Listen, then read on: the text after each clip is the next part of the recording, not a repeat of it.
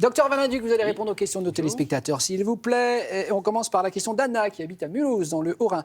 Je suis inquiète, car ma fille achète des compléments alimentaires sur Internet pour maigrir. Quels sont les risques ? Déjà, prudence sur tous les compléments alimentaires qui sont vendus comme énergisants, boosters d'immunité, tout ce que vous voulez.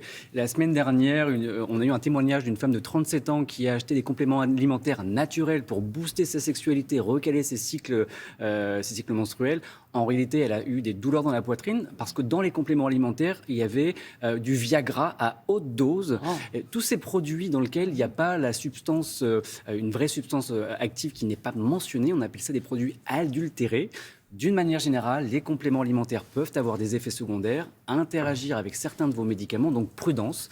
D'une manière générale aussi, si vous avez des pathologies particulières, des maladies et que vous nécessitez un complément alimentaire, parlez-en avec votre médecin, mais n'allez pas aller acheter n'importe quoi sur les réseaux sociaux sans savoir ce qu'il y a dedans et faites-vous confiance, équilibrez vos assiettes, fruits et légumes variés, ça devrait bien se passer. Question de François de Cholet. J'ai prévu d'aller cueillir des champignons en famille cet après-midi. Quelle bonne idée. Quelles sont les précautions à prendre ? En effet, la météo des derniers jours a favorisé la pousse des champignons. Le centre antipoison a relevé plus d'une soixantaine d'intoxications depuis le 1er septembre. Donc ça, quand même, les gens ne font pas toujours attention. Il y a différentes consignes à bien respecter. Effectivement, ramassez uniquement les champignons comestibles que vous connaissez. Si vous avez le moindre doute, consultez votre pharmacien. Une association aussi de mycologie peut vous orienter, ou alors bien connaître Philippe Collignon, peut-être qu'il peut vous orienter sur les champignons. Avoir le 06 de Philippe. Ouais, on va vous le donner. On ne mélange pas les champignons dans le panier non plus. Non, effectivement, exactement, parce qu'effectivement, ça peut se contaminer. Ne pas donner les champignons cueillis à des jeunes enfants. Et enfin, ne faites pas non plus confiance à toutes ces applications de reconnaissance qui, parfois, se plantent. C'est sûr. Donc, prudence. Vous voulez aller à la cueillette cet après-midi, mais prudence.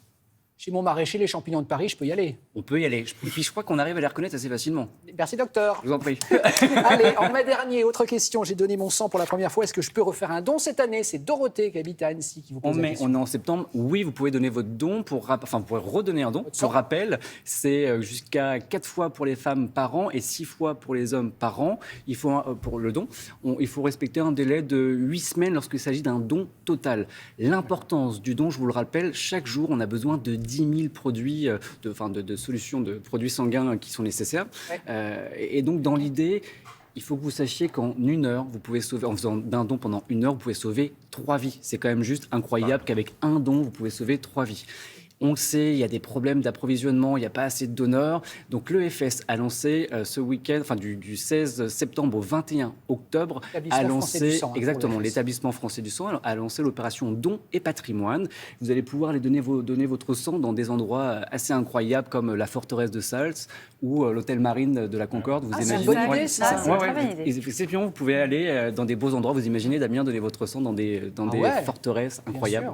Donc renseignez-vous sur le site de l'EFS. Vous avez tous les différents sites qui peuvent vous amener à aller vous rendre dans des endroits magnifiques. Et puis, ce week-end débute également une campagne de mobilisation contre la maladie d'Alzheimer, qui est un sujet qui vous tient particulièrement à cœur. En effet, le mercredi prochain, c'est la journée mondiale de lutte contre la maladie d'Alzheimer, donc le 21 septembre. À cette occasion, la Fondation Recherche Médicale, la FRM, lance un week-end de mobilisation du 16 au 21 septembre pour, effectivement, le but de soutenir la recherche. Parce qu'on le rappelle, l'Alzheimer, c'est 900 000 patients.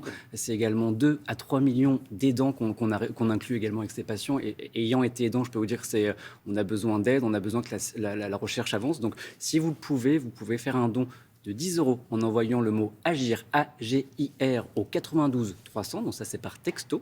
Et vous pouvez également faire un don par internet, frm.org.